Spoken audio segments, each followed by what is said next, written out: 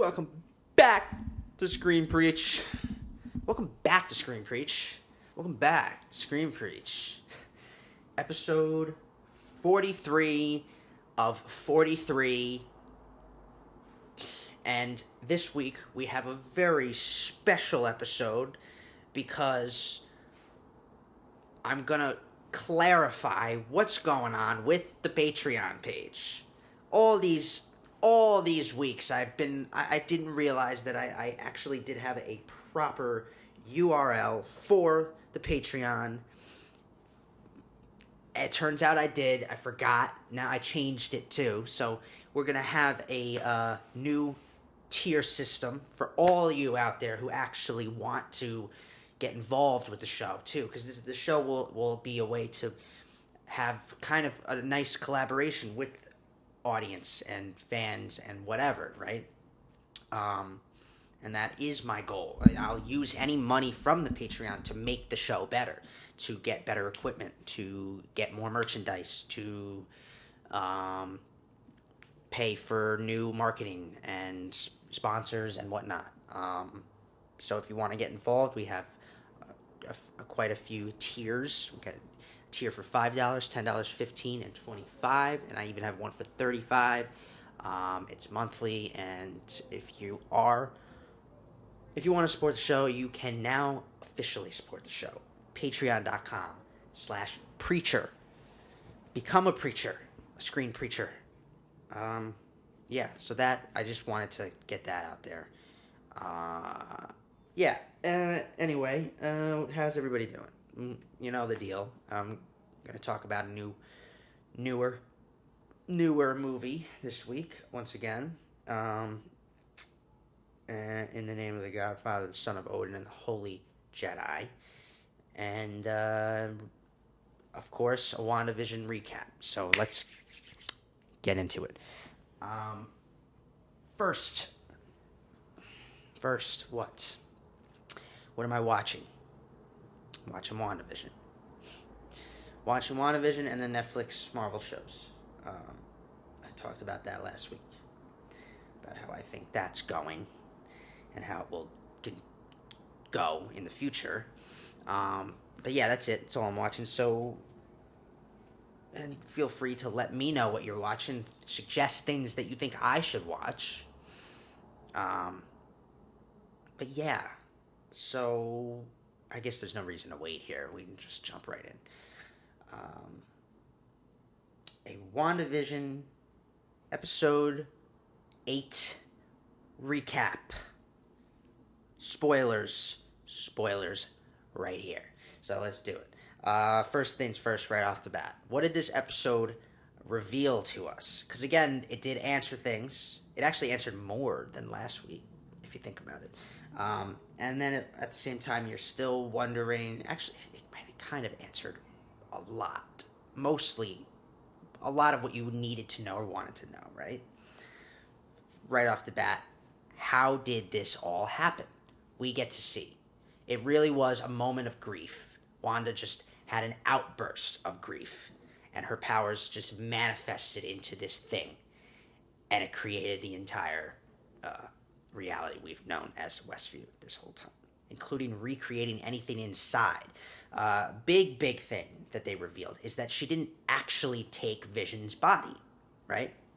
She actually just created a new Vision inside of her new reality. Just straight from her powers, projected a new manifestation of Vision. So that was big.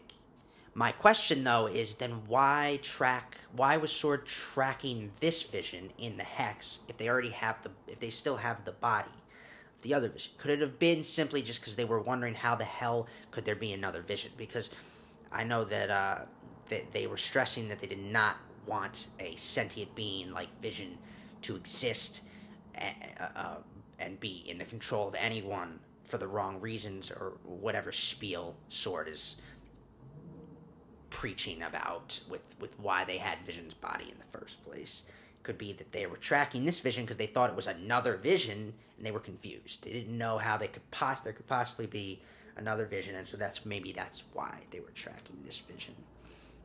while at the same time working on their scheme with the body they have recovered, right? So they have Vision's body, and they, with a little bit of harnessing of Wanda's chaos magic, as they have revealed it to be, um, harnessing a little bit of that, they have recreated a version of Vision. If you didn't watch the post-credit scene that showed that, you should. Last week and this week now have had post-credit scenes. And it makes sense that last week and this week are the only episodes with post-credit scenes, because they were the only episodes in the modern day so far. No reason to put post-credit scenes in episodes that were based in the 50s, 60s, 70s, 80s, and 90s, because there was no such thing as post-credit scenes in those eras. So it makes sense that in the two modern era episodes, we have post-credit scenes. And the last one was interesting, with Pietro sneaking up on Monica and then cutting to black, not knowing what's going to go on there. This week, we got to see that S.W.O.R.D. is making their own Vision. And that's some freaky shit going on there. But what else did we learn? We learned a little more about Agatha Harkness, right? Agatha Harkness was a witch back in the Salem witch trials days, and she was apparently too powerful for her own good, more powerful than any other witch, and that is why she was excommunicated in a way. Didn't go as planned. Her excommunication. It's not even an excommunication, if that is a word. It was a full-on execution. They were trying to kill her because she was too dangerous, too powerful, and it backfired, and she killed all of them, right, including her mother, I guess. And her power, this power that she has, it now, the big thing about this episode, besides it being like literally like a therapeutical analysis of Wanda's life and past and trauma and all of it, and her kind of working through it with Agatha kind of as like a therapist for her. It was also a good episode for highlighting what exactly Agatha's motives are. So why is she even so obsessed with Wanda, and why even be a villain? Why be approaching Wanda the way she is, right?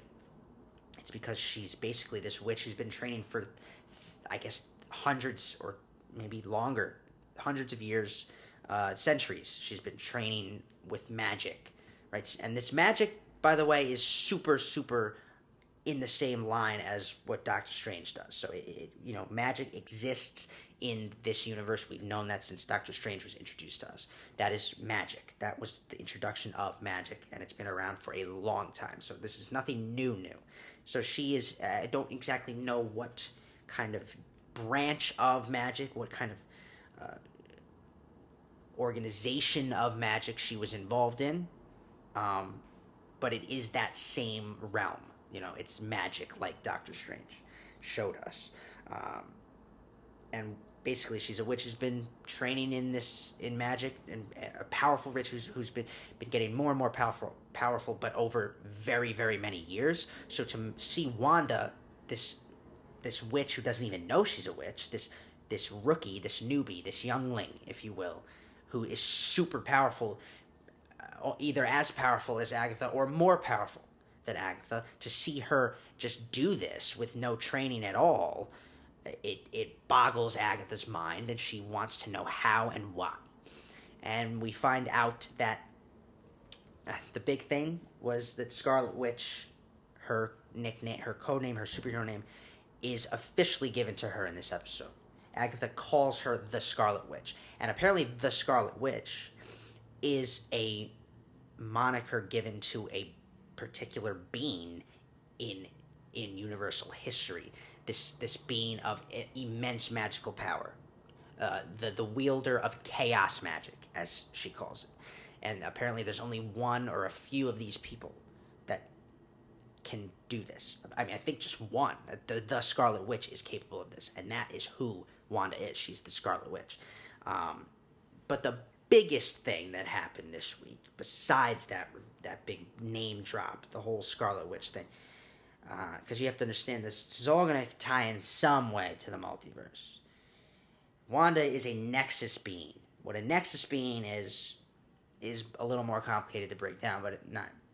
Maybe I won't even get into it entirely. But a Nexus being is kind of like beings in different realities or dimensions that are kind of like the cornerstones of the multiverse. They have the ability to manipulate and alter reality and play with the multiverse.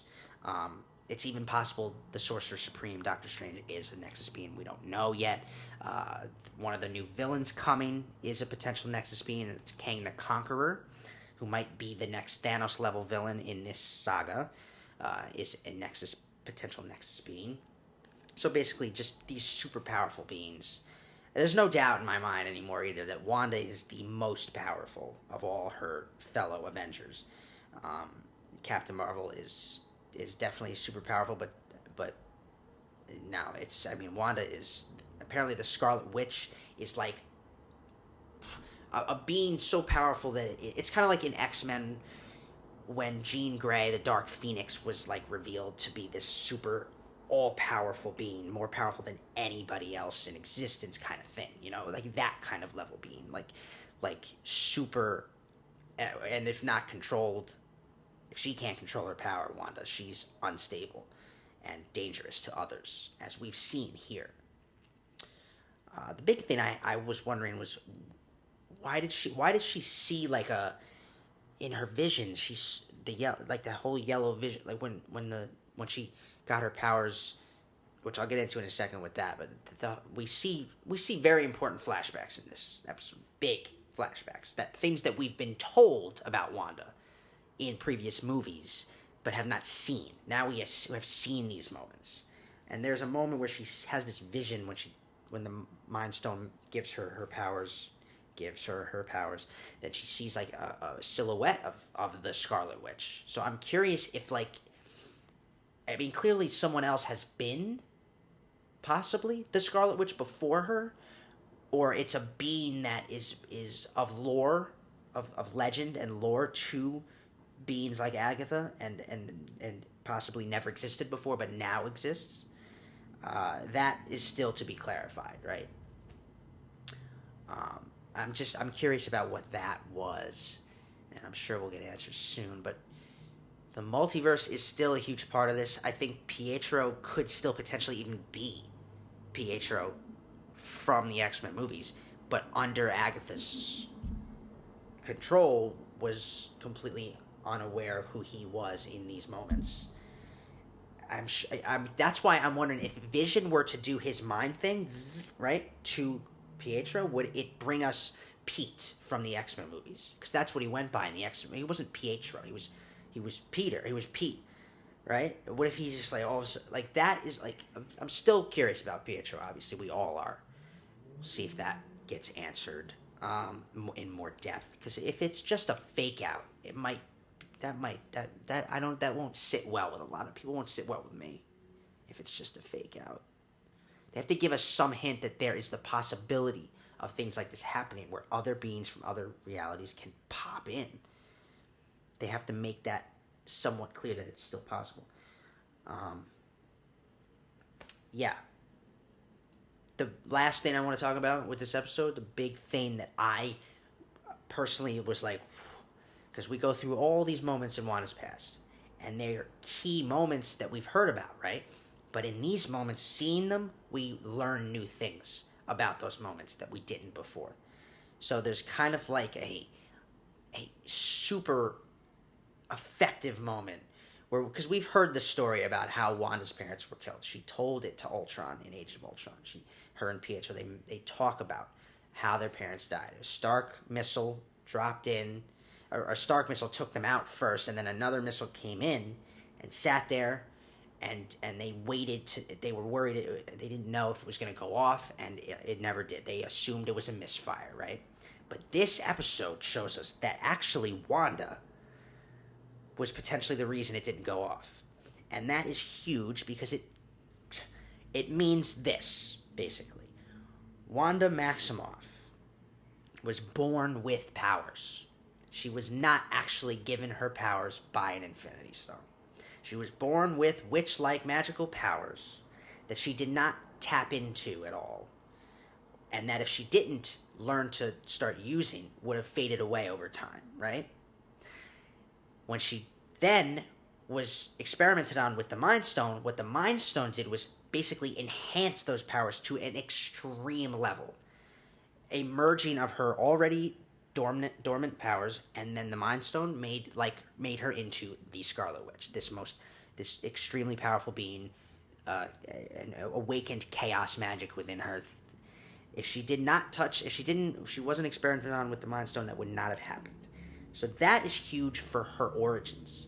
It even potentially sets up mutants in this. I don't want to pretend like that's definitely. I'm just predicting that it's possible that Wanda and Pietro were potential mutants. Maybe the first. Maybe not. But here's the thing. Wanda was not the only one to survive those experiments with the Mind Stone. Her brother, Pietro, did as well. He was the only other person. He got powers from it too. So did he already have some kind of powers? Was there a mutation within him that needed to be unlocked by the Infinity Stone? That's what I'm thinking. There's a potential that these powers they had were already there because it was a genetic thing. Mutants. And the Infinity Stone awakened their powers. Just food for thought. Wouldn't that be crazy? That was the biggest thing, though. That's huge for her origin. That is huge for their origins. Because it changed everything we thought we knew about how they got their powers. So what an amazing episode of WandaVision. And sets up a huge finale next week. Agatha has Tommy and Billy literally by the neck, and it's a standoff. It's a showdown. Can't wait for next week. Episode 9. Definitely get ready, because it's going to be fun. It's going to be interesting. Do you want to come and hang out with me? Are you going to sit over there? Come here.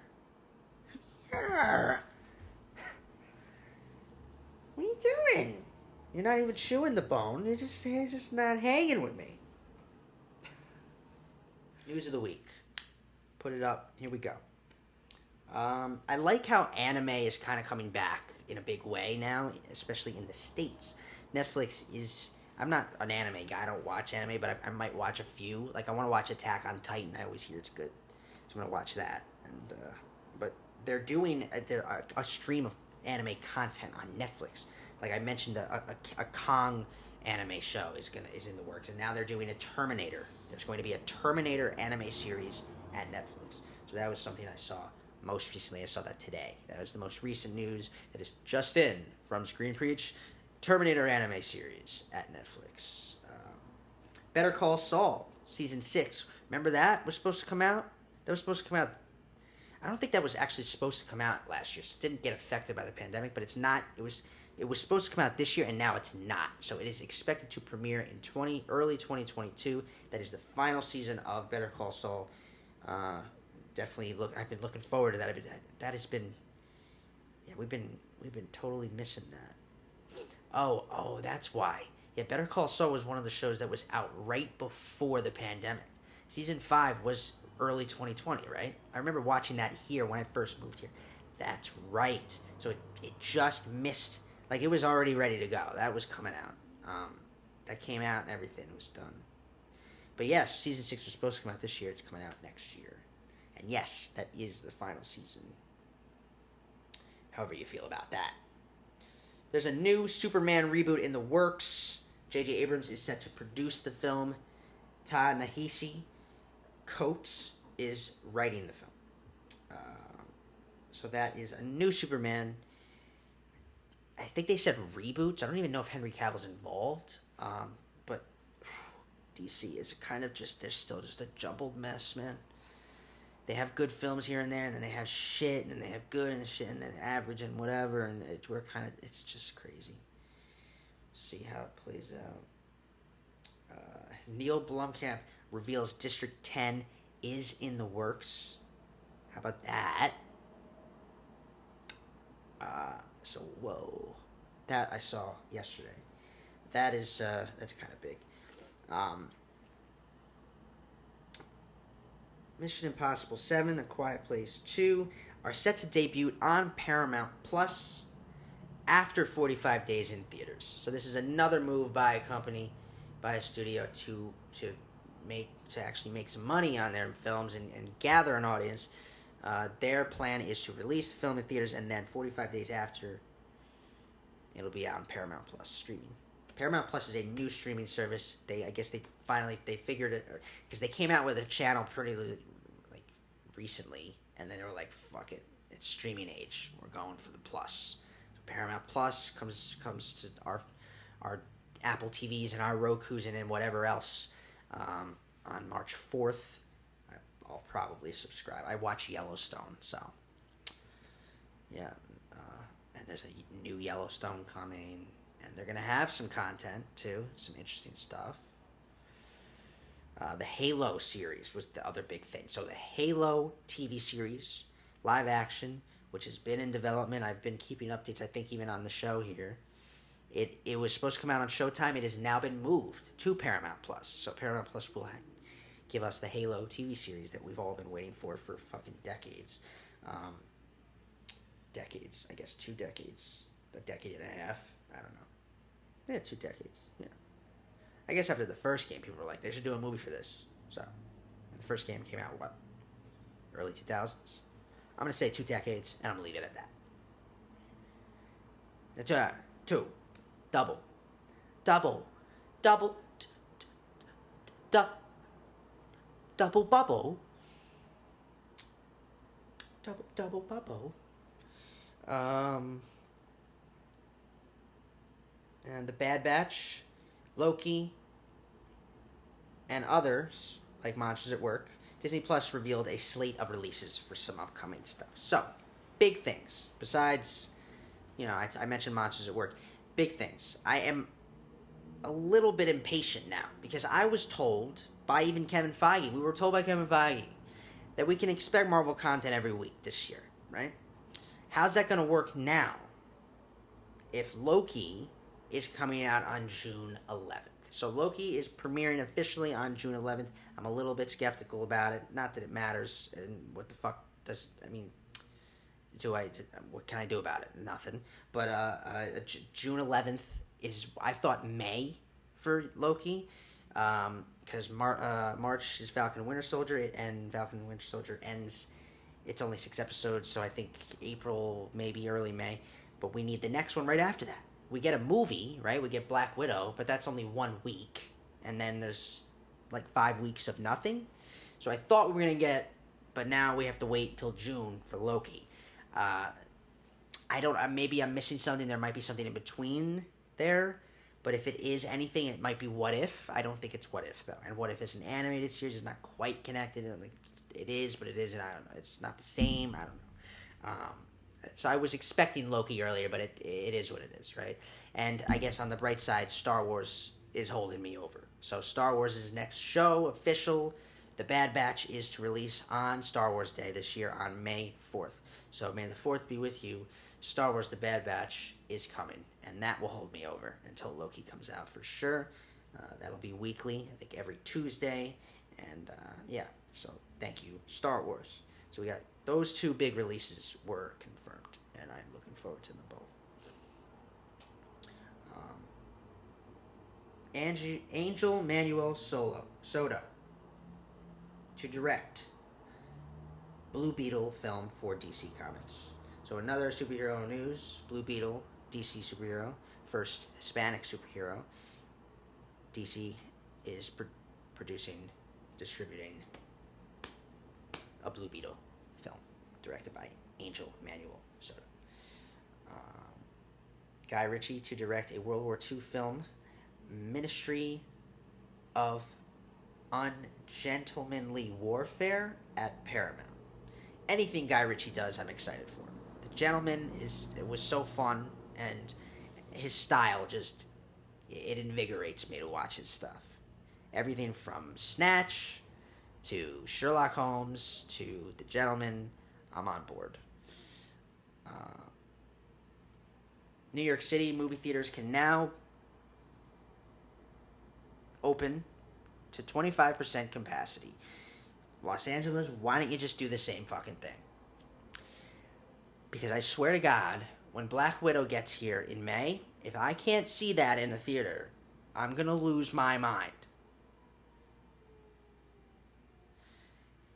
New York, congratulations on something, on some movement. And that is the news of the week. This week, I am going to talk about Soul. It's been a long time coming. Soul's been out for a little bit now. Soul is is the latest Pixar film. I'm really looking forward to the next Pixar movie. It looks like a fun little one too. I forget what it's called now too, but it's about like this kid in Italy and shit. It looks interesting. But Soul has been, it definitely was. It's been about time to talk about that, and yeah, it was fun. It was heartfelt. It was everything you would expect from another Pixar movie. The last Pixar movie I talked about was Onward, right? So now we are on Soul, and I will talk about the next one. And just a little reminder that Pixar's on Disney Plus too now, and they're coming out with things on Disney Plus just like Marvel and Star Wars. There's a Monsters Inc. TV mini series coming out in the next couple months called Monsters at Work. It's just stuff to keep your eyes peeled for on Disney Plus. But let's talk about Soul. And this film is very inspirational. Let's start with that. Find your spark seemed to be this recurring thing in the film. So what I always find so powerful about Pixar films is their ability to pull you into whatever story they're telling so effectively. We have this very humanizing theme or element to Pixar films, and then they add a very cool like little like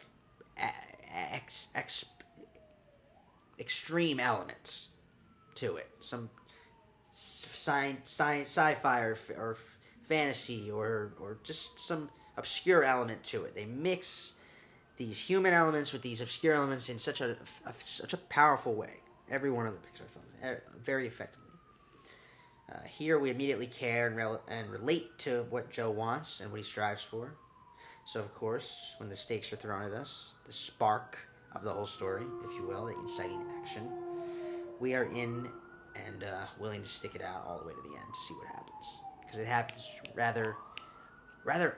it happens very abruptly and shockingly. The way he dies in the beginning.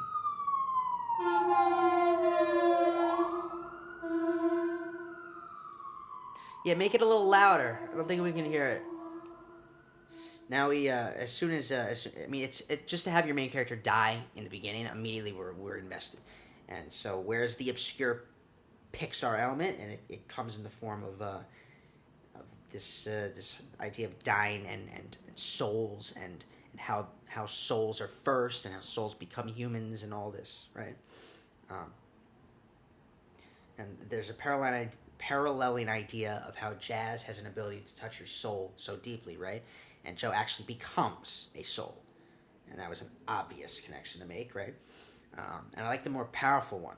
This more powerful connection was finding that spark inside you, no matter what it is. It all comes down to what kind of person you are. As we learn the rules of this story, we embrace the themes more deeply. The concept of your soul being first and last, with your body a vessel in between it all. I loved that.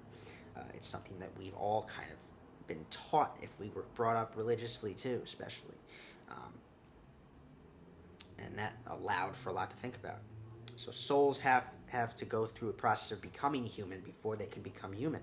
And that human body is merely a vessel. Who we are is all a matter of what's underneath. Our souls make us who we are, because we became who we are as souls. See what they did there?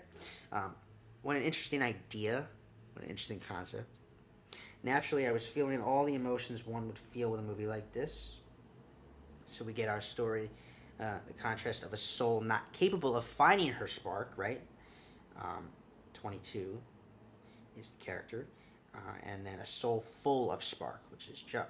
So there's a great contrast of characters there. Of course, they are our main characters. The question of what the meaning of life really is naturally finds its way to the forefront of this film. And any film like that is going to make you want to watch. make you think, make you feel. Of course, how do you raise the stakes, right? Put the two main characters in an obscure situation, hence the turning point of this film when they have a body switch twist, right? 22 ends up in Joe's body, and Joe ends up in a cat's body.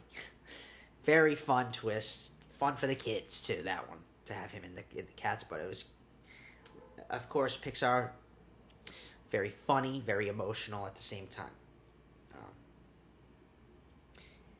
At the end, the two characters both have great arcs.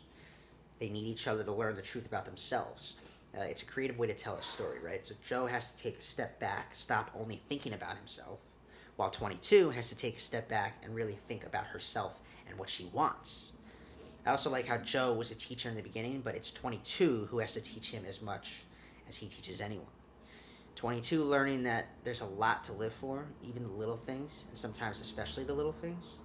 And sometimes just being happy with being yourself is really what life is all about, even if things don't go as planned. And the question of what purpose really is. Purpose is not what you do, it's who you are. I loved it. It's who you are, it's how you live, it's living in general, right? It might actually be one of Pixar's most thought-provoking films.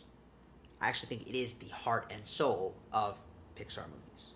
All the Pixar movies, it might be the heart and soul, or at least the soul of Pixar. This movie. Isn't that corny of me to even say? Yeah. So, and then with most Pixar movies, the performances do a great job, really making you feel every moment. Jamie Foxx and Tina Fey. This is not the first time for Tina Fey either. She was in Inside Out. I love the repetition of actors they use. Pixar has a way of reusing actors, and I always loved that. Recently, they did it again too. Julia Louis-Dreyfus was in Bug's Life. She came back for Onward. It happens a lot. Tina Fey was in Inside Out, and she plays 22 in this. And their dynamic was on point the whole film. And yeah. And like most Pixar movies, I laughed and I cried. But I just wanted to point out my favorite joke in the movie, which really just had me dying.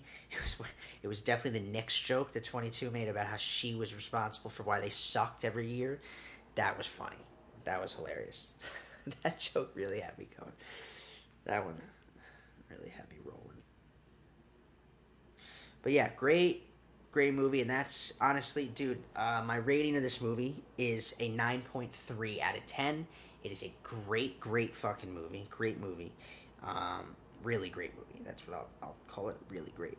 And yeah, it'll probably win awards this year. It should win Best Animated at the Oscars. So stay tuned, and we'll see what the outcome of that is. But yeah, that is Soul, starring Jamie Foxx and Tina Fey. Distributed, produced by Pixar, Disney. Yeah. I knew I should have looked up the writers and directors there to shout them out. What the fuck am I doing? Should do that every week. This week I'm going to talk about Soul, written by, directed by, starring Jamie Foxx. I think it was Stanton. Was it Andrew Stanton, this one? They reused directors too, Pixar. I think it might have been Stanton.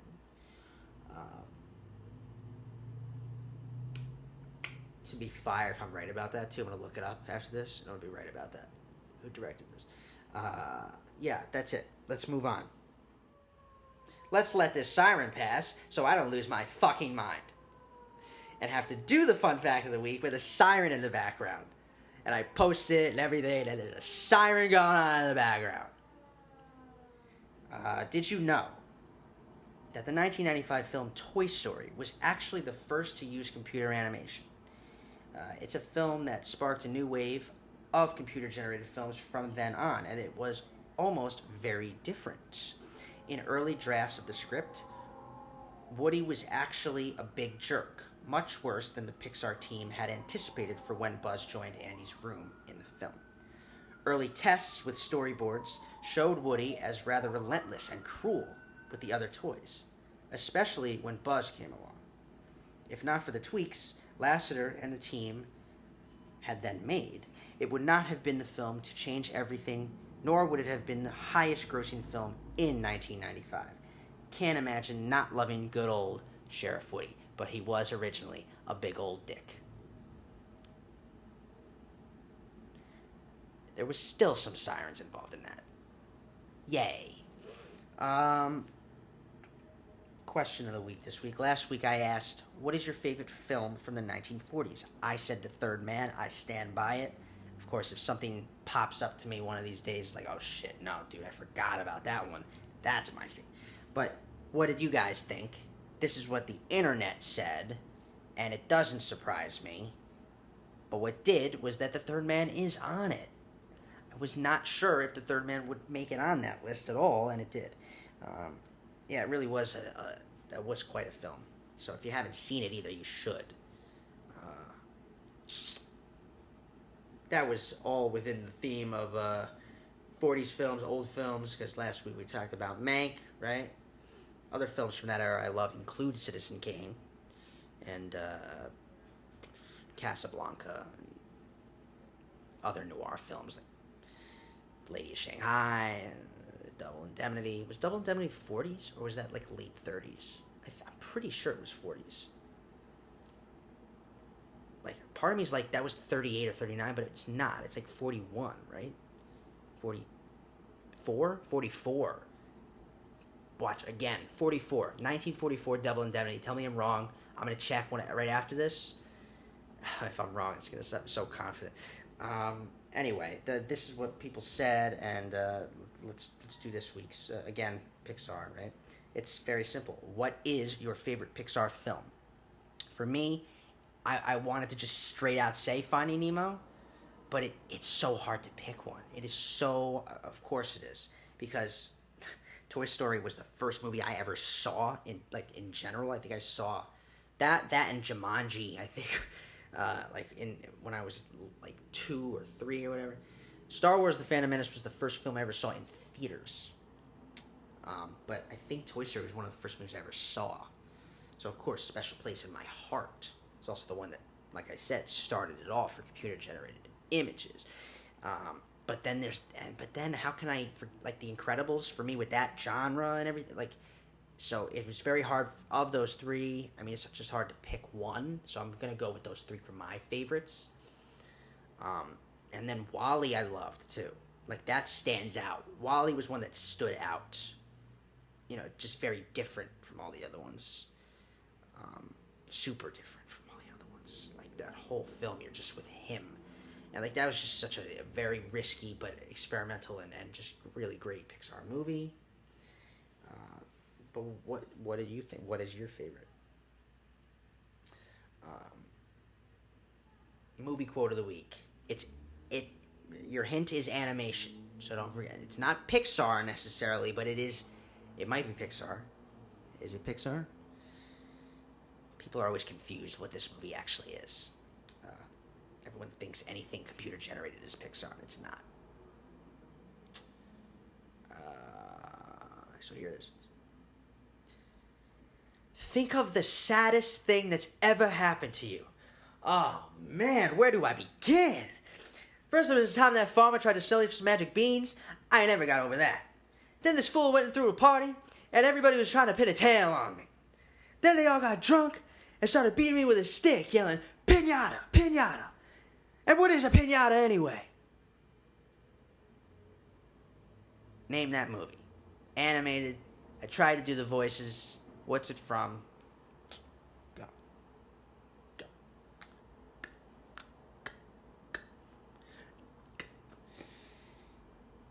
I didn't see anything this week that caught my attention. Nothing caught my attention, really. Maybe it did, and I just forgot. So that is the episode this week. Once again, aside from the obvious, follow the show at Screen Preach. Tell your friends to follow the show at Screen Preach. You can follow me personally if you want, to Benji. check out my website. I'm working on my 8th project. I'm about to start the first draft. Just finished the outlining.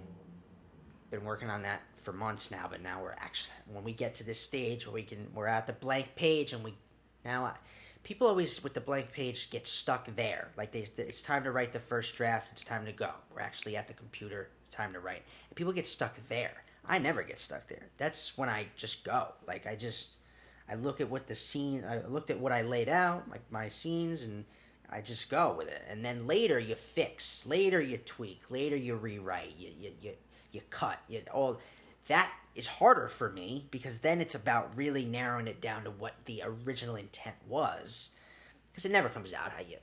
It's in your head one way, and then it's on the page another way. You gotta try your best to, make it this one and the same. But my first 7 projects are on my website, benmorgettistory.com. So go check it out if you want. And once again, we'll keep reiterating the Patreon. I'll get to the Patreon. I'll reiterate it again. But you definitely want to subscribe to BMS Studios on YouTube for episodes of the show, and for clips from the show, and for more fun stuff that I do here and there. So definitely, and tell your friends to definitely subscribe. And then, yes, become a patron. Support the show at patreon.com/preacher. And that is our show this week. Thanks for watching. Thanks for listening. And come back next week, and I'll talk about something a little bit more dramatic, I guess. Yeah. Have a good week, everybody.